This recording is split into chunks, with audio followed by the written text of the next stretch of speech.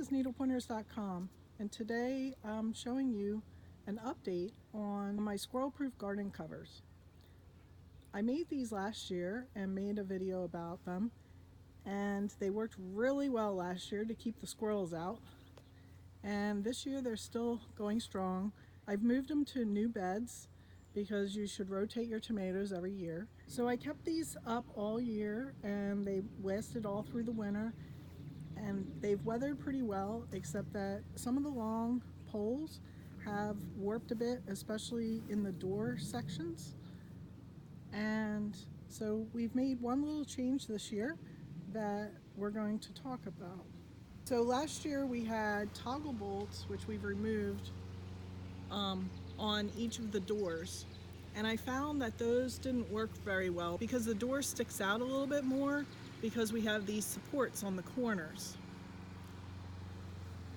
So what we decided to do was replace it with a large toggle bolt. So to make this toggle bolt, I first initially just measured the space between the edges of the wood frame for the doors here, and then I cut a piece of wood to act as the bolt and to act as the spacer. They're both the same length, and the spacer's needed since the doors are out by about one width of the wood. So then I mounted the spacer and then drilled a hole through the toggle bolt and through the spacer and through the frame here, and put a screw through it. Big things to note with this is that the hole on the toggle bolt here that I drilled is larger than what I drilled for these, and also slightly larger than the screw here.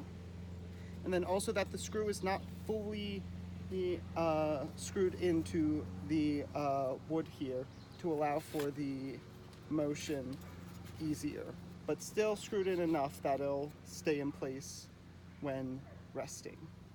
So these are the two kinds of screws I used throughout this. This one is just a 1 5/8 inch wood screw that I used for mounting the spacers to the frame.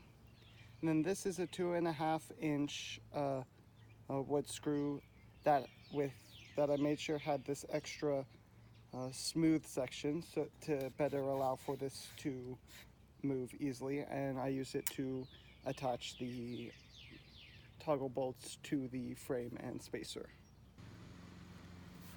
So you can see here that the new toggle bolt is holding the doors closed very nicely all the way up and down, and so the squirrels shouldn't be able to get in there, and they shouldn't be able to pull it open or anything.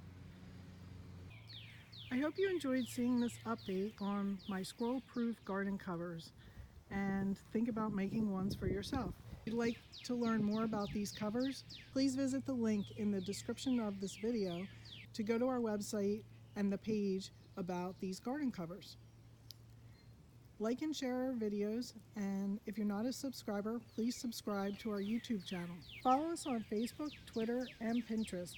And while you're at our website, please subscribe to our newsletter so you won't miss future videos. Happy gardening!